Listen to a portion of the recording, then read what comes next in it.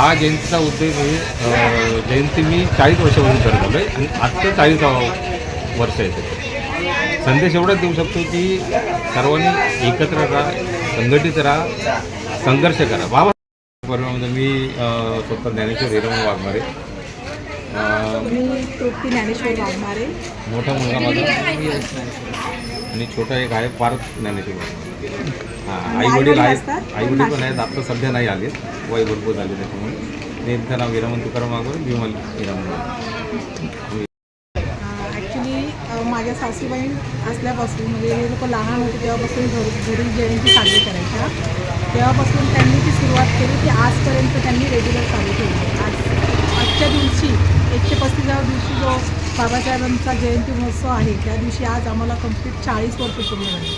आम्ही आमच्या घरी स्वतःची जयंती करतो पर्सनली.